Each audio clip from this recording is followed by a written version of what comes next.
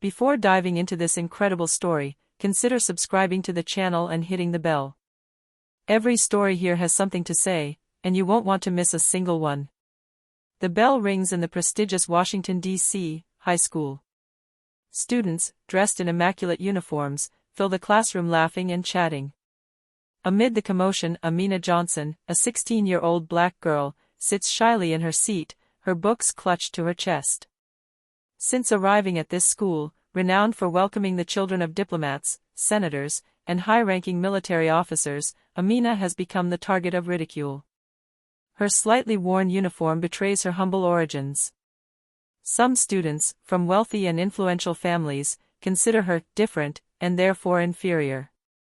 "Hey, Amina, did your dad buy your shoes at a thrift store?" a boy from the back of the class shouts, triggering a wave of laughter. "Maybe she doesn't even have a father," a girl whispers venomously. Amina lowers her eyes, her hands trembling slightly. She grips her pencil so tightly that it breaks. Yet she doesn't respond. She has learned to swallow her tears and maintain dignity, even under the daily barrage of humiliations. What no one knows is that his father is not just a man. He is a senior Pentagon official, a respected military strategist whose decisions influence national security. But Amina, quiet and humble, never felt it necessary to mention it. She wanted to be accepted for who she is, not for her father's position. That morning, the humiliation crossed a line. As Amina tried to read her text in front of the class, a boy snatched her papers and tore them up amid mocking laughter. Her voice broke. Her heart pounded. She felt trapped. Suddenly, the door bursts open. An icy silence fills the room. A man in a dark suit, wearing a discreet earpiece, enters the room. Everyone recognizes the official seal pinned to his nameplate, Pentagon Security Division. He steps forward slowly, his cold eyes scanning the stunned students. Then, in a firm voice that leaves no room for argument, he declares, "Student Amina Johnson must follow me immediately. Her father demands her presence. And believe me, he has been informed of what is happening in this classroom." Faces freeze. Laughter dies. For the first time, the class understands that the girl they humiliated isn't just an isolated student, but the daughter of a man whose voice echoes within the most powerful walls of the Pentagon. The class is frozen, as if paralyzed. The mocking laughter that filled the room a few minutes earlier has suddenly died away, giving way to a heavy, stifling silence. All that can be heard is the buzzing of the fluorescent lighting on the ceiling and Amina's rapid breathing, as she doesn't dare look up. The Pentagon agent, tall and impassive, stands in front of the door like an imposing shadow. His presence alone is enough to make even the most insolent bow their heads. Behind his tinted glasses, he observes the room with military precision, as if taking in every detail, every face. "Miss Johnson, come with me," he said in a deep, authoritative voice. Amina hesitates. Her heart is pounding. She stands slowly, her trembling hands clutching her bag. All eyes are on her.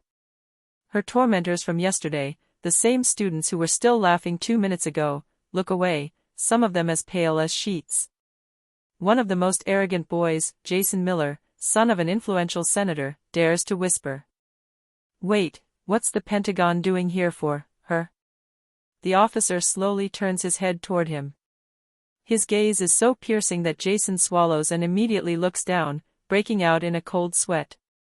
"It's not for you to ask questions, young man," the agent retorts in an icy tone, "but know this, your actions have been observed.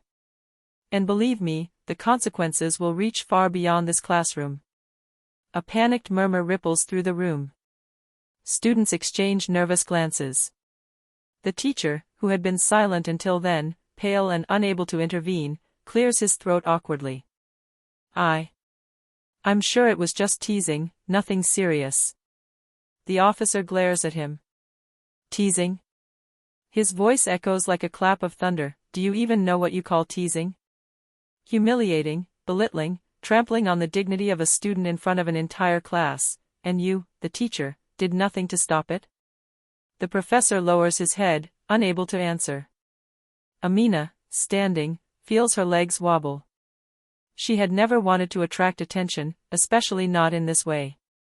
But deep inside her, a small flame ignites. For the first time, she is not alone in the face of these humiliations. Someone is defending her, and not just anyone. The officer approaches her, almost shields her with his large body, and calmly repeats, "Follow me, Amina. Your father is waiting for you." She takes a deep breath, takes one last look at her petrified classmates, then leaves the room under the stunned gaze of the entire class. And in this heavy silence, everyone understands that Amina's life at school, and perhaps theirs, will never be the same again. Amina had never set foot in the Pentagon. The gigantic building, a symbol of American military power, exuded an aura both imposing and intimidating. The corridors were silent, punctuated only by the click of agents' heels and the buzzing of security systems. Every step Amina took seemed to echo in this sacred hall of power. The officer accompanying her didn't say a word. His eyes constantly scanned the surroundings, ensuring their safety. Amina, on the other hand, was overcome by a mixture of apprehension and curiosity.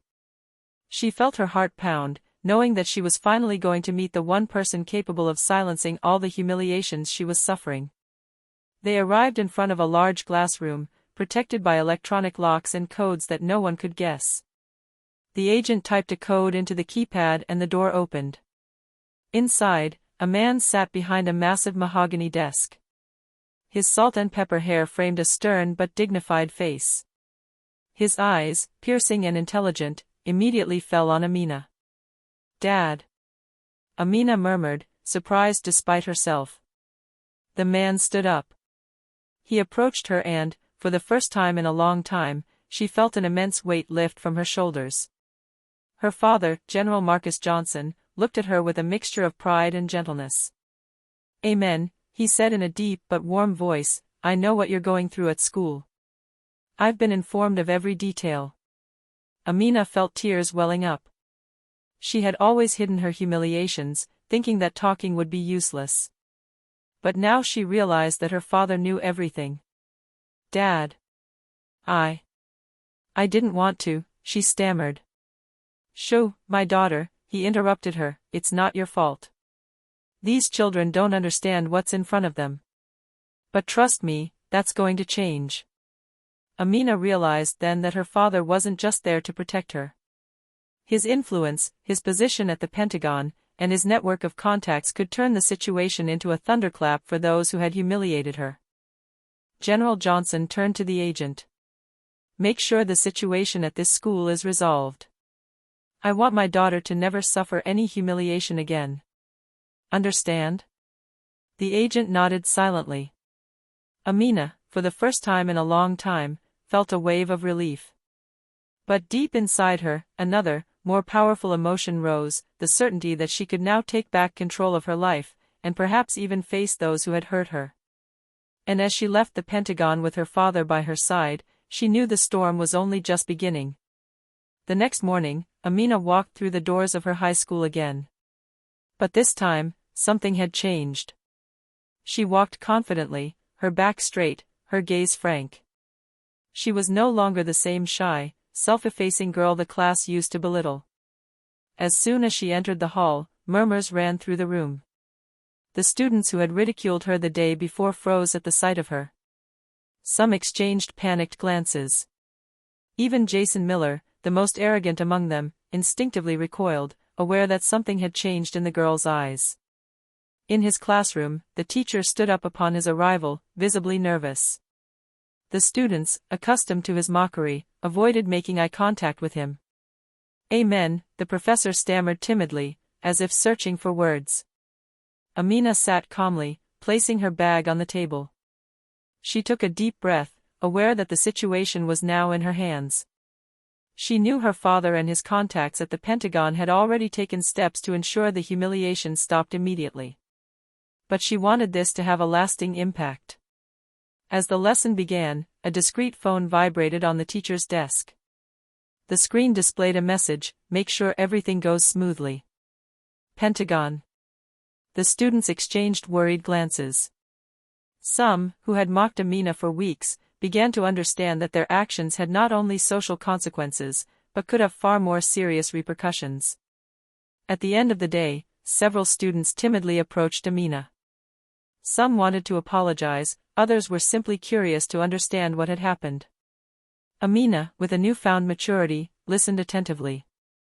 She wasn't seeking humiliation or revenge. But one thing was clear, the dynamics of the classroom had just changed forever. That day, Amina learned a crucial lesson. It wasn't just about defending her dignity, but about showing everyone that respect isn't something you beg for, it's something you demand. And for those who thought they could crush her, the message was simple: never again. But deep down, Amina knew this was just the beginning. The real challenges, the ones that would test her courage, patience, and intelligence, were coming soon. In the following days, the entire school seemed transformed. The students who had openly mocked Amina were now cautious. The whispers became quieter, the mocking glances disappeared, replaced by a palpable tension. But the apparent peace was fragile. Some students, unable to bear the humiliation of the previous day and the invisible but powerful presence of the Pentagon, began to look for ways to retaliate, this time more deviously. Jason Miller, still furious at having found himself powerless against Amina, tried to subtly unsettle her. He bumped into her in the hallway, knocked over her books, and looked at her with a smirk. But Amina, now confident, stared at him calmly.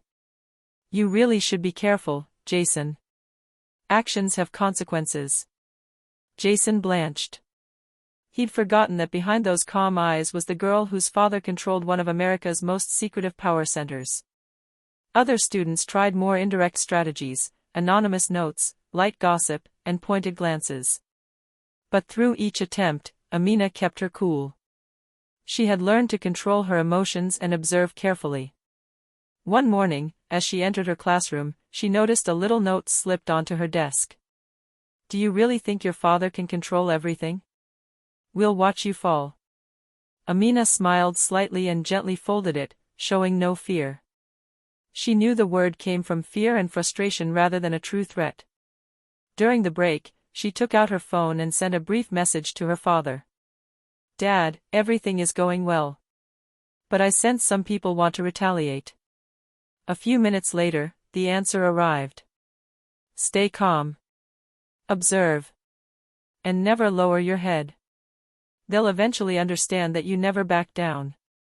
Amina realized that the real battle had begun. It was no longer just about surviving humiliation, but about navigating an environment where every gesture, every word, could be used against her. Yet instead of fear, she felt a strange determination. She wasn't just going to defend herself. She was going to show everyone that strength does not lie only in power or wealth, but in dignity, patience, and courage. And as the bell rang to announce the end of class, Amina knew that every student in that school had just received a silent warning: she was no longer the girl who could be ignored or humiliated with impunity. Amina understood that simply defending herself would not be enough. The students who had tried to destabilize her would seek other, more subtle and more dangerous means. So she decided to go on the offensive, but not with violence or arrogance. Her strategy would be intelligent, measured, and relentless. She began by carefully observing her classmates. Every whisper, every glance, every small gesture could reveal who was genuinely sorry, who was merely curious, and who still harbored resentment. Amina took mental notes, constructing a precise plan to re-establish her social authority in the classroom. One morning during history class, she raised her hand and proposed a brilliant idea for a group project. The students, initially skeptical, were quickly impressed by her organization and creativity. Even Jason Miller, who expected her to fail, was forced to acknowledge her skills. But Amina didn't stop there. She knew that for the dynamics to really change, it was necessary to show strength without brandishing it as a weapon. She began to quietly help some of her fellow students who were struggling, sharing advice, lending notes, and encouraging those who were often ignored. Gradually, the other students' perceptions of her changed. Those who had initially feared her began to respect her intelligence and maturity. The teasing almost completely stopped, replaced by admiring murmurs and curious glances. By the end of the week, Amina had achieved something remarkable. The girl who was humiliated had become a figure of respect in her class, not because of his father's power, but because of his own intelligence and composure. This transformation did not go unnoticed. Some students now came to her for advice, and even Jason, though still a little resentful, began to treat her with a form of cautious admiration. For Amina, this victory was just the beginning. She knew that the greatest challenges came not only from her peers, but also from those outside of school who might try to take advantage of her situation or test her patience. But one thing was clear: she would never let herself be humiliated again, and every action would henceforth be considered, every word measured. And as the sun set over the high school, Amina smiled inwardly, knowing that she had just taken a decisive step in her transformation. A few weeks had passed since the class had attempted to humiliate Amina. The dynamics in the school had changed, but not everyone was happy with this development. Rumors of the Pentagon's involvement had begun to circulate, creating a strange and tense atmosphere among the administrative staff and some influential students. The principal of the school, Mr. Lawrence Bennett, summoned Amina into his office. Her eyes betrayed a mixture of curiosity and apprehension. "Amen," he began, hesitantly, "I guess you know why I brought you here?" Amina nodded calmly. "Yes, sir. It seems that some people in this school," he said, choosing his words carefully, "were a little too aggressive towards you. And now parents, teachers, and even some former students are starting to get involved." Amina remained silent, listening attentively. She knew that the administration could be a double-edged sword. Some might protect her, others might see her as a threat to be neutralized. "I want you to know that you did nothing wrong," he continued. "But I'm going to have to intervene to keep things under control. We have to maintain order and calm in this school." Amina smiled slightly, inwardly satisfied. She knew her father's intervention had already made some students tremble, but now the administration itself was beginning to measure the impact of his presence. In the following days, subtle but visible changes appeared. Some teachers who had previously turned a blind eye to the humiliations began to closely monitor their classes. Students, even those who had not been directly involved, seemed to be walking on eggshells. However, Amina knew that vigilance was still necessary. She felt that beyond school, powerful forces, influential parents and political figures, might seek to take advantage of the situation to exert pressure or test its limits. But one thing was clear: she was no longer just a target. She was now a young girl respected, strategic and aware of its power, able to navigate an environment where every move could change the course of events. As the bell rang and the students dispersed into the hallways, Amina looked up at the blue Washington sky. She knew the battle for her dignity had been won, but the war for her place and influence in this world had only just begun. Amina had understood a fundamental truth: strength lies not only in intimidation or external power, but in intelligent alliances. After the events of the previous weeks, she decided to surround herself with people she trusted, capable of helping her navigate the sometimes murky waters of her high school. She began by identifying students who had themselves been victims of mockery or marginalized. Many were shy or quiet, but they possessed talents and skills that few noticed. Amina approached Sophie, a brilliant science student, often ignored by the class. She spoke to him calmly. "Sophie, I'd love to work with you on the science project. I know you're incredibly talented, and I think together we can show what we're capable of." Sophie, surprised and moved, nodded immediately. She had never received such a sincere invitation from a popular student, let alone from Amina. Amina continued to reach out to other students, creating a small but effective network of allies. Together, they supported each other in class, shared information, and encouraged each other in the face of subtle attempts at sabotage or provocation. Meanwhile, Jason Miller and a few of his friends, frustrated that they could no longer humiliate Amina directly, began hatching plans to discredit her during group projects or through carefully crafted rumors. But Amina had planned for these situations. She anticipated every move, analyzed every gesture, and responded in a way that measured but decisive, using strategy rather than anger. One day, when Jason was trying to manipulate the professor into penalizing Amina's group project, Amina calmly intervened. She presented compelling documentation, evidence, and specific arguments that not only neutralized the accusations but also strengthened her credibility in the eyes of the professor and her classmates. It was a key moment. For the first time, the class understood that Amina was not only protected by her father, but that she possessed an intelligence and a capacity for anticipation which made her formidable in herself. At the end of the day, as she walked out into the courtyard, Amina felt a new energy. She knew that real influence came not from fear, but from respect and strategy, and that her discreet alliances now made her a force that no one could ignore. As she looked at her comrades, she whispered to herself, "The battle has only just begun, but this time, I decide the rules." As the weeks passed, despite Amina's strategic alliances, some students continued to harbor resentment. Jason Miller, unable to accept his social defeat, began to organize more daring maneuvers to publicly humiliate her. It all happened one afternoon in the gym, during a class meeting where leadership projects were to be presented. Jason, confident in himself, planned a speech aimed at discrediting Amina, emphasizing her connection to the Pentagon and implying that she didn't deserve the respect she was receiving. Amina, sitting in the front row with her allies, felt the tension rising. But instead of panicking, she remained calm and analyzed the situation. She knew that responding with anger would only fuel the confrontation. She had to act intelligently. When Jason spoke, he launched his attack. "Everyone knows that Amina is only here because of her father." Before he could continue, Amina stood up. The room fell silent. "Yes, my father works at the Pentagon.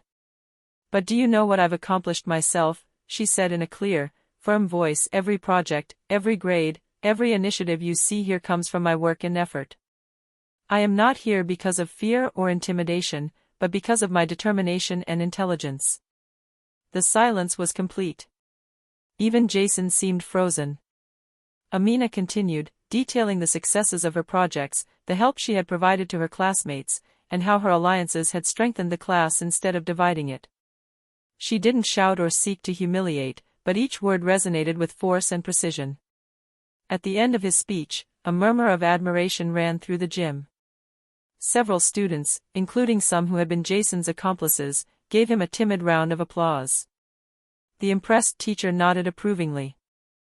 Jason felt for the first time that his dominant position was crumbling. He realized that all his attempts at manipulation and humiliation had failed in the face of Amina's strategy and composure. That day marked a turning point. Amina was no longer just a target or a student protected by her father. She had become a figure of respect and leadership in her class, capable of countering any attack with intelligence and dignity. As she left the gymnasium with her allies, Amina felt a deep sense of satisfaction. The social battle had been won, but she knew that the challenges would never completely stop. She was ready to face them, no longer as a victim, but as someone who was in control of her destiny. After winning the public confrontation with Jason, Amina began to feel the extent of her influence over the entire school. Students, who had once looked at her with mockery or indifference, began to regard her as a natural leader, capable of bringing people together and inspiring. She decided to channel this new position into improving the environment in her classroom and at her school. With her allies, she implemented several discreet but powerful initiatives. Encouraging marginalized students has to speak out in projects and express their talents. Organize tutorials and exchange notes, so that no one feels left out. Create an internal information network, allowing students to report any abusive behavior or intimidating.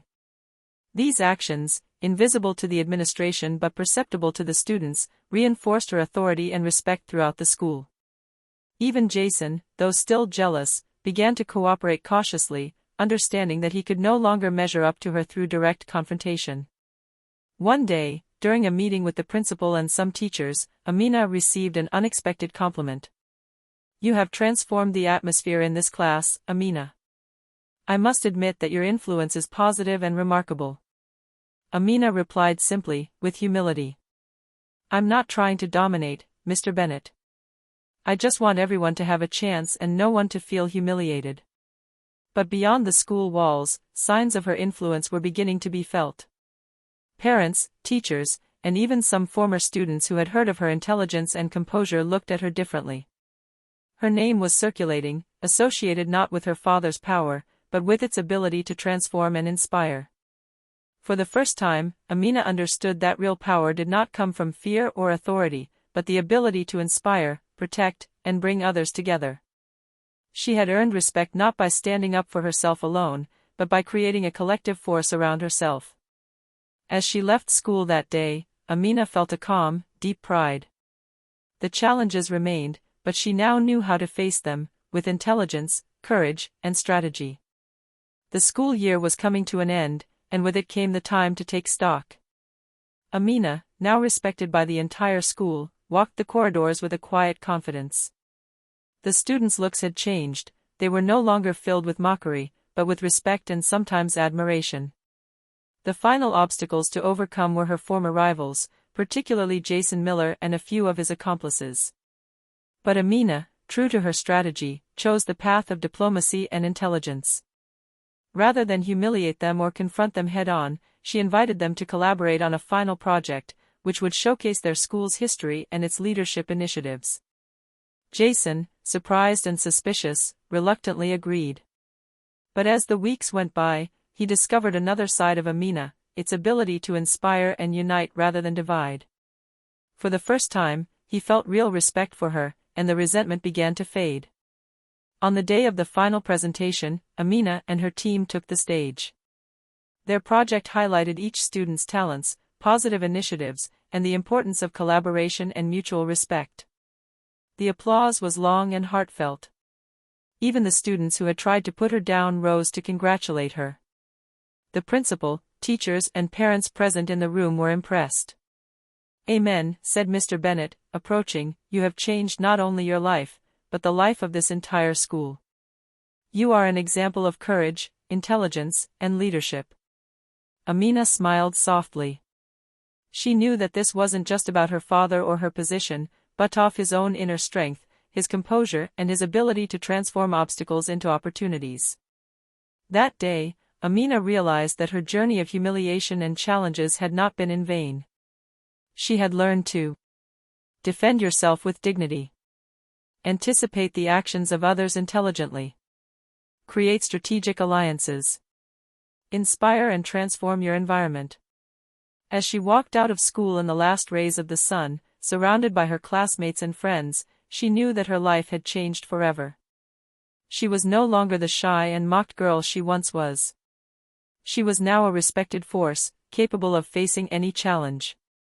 And as she looked out at the Washington, D.C. skyline, a sense of pride and determination washed over her. The future belonged to her, and this time she decided the rules of the game.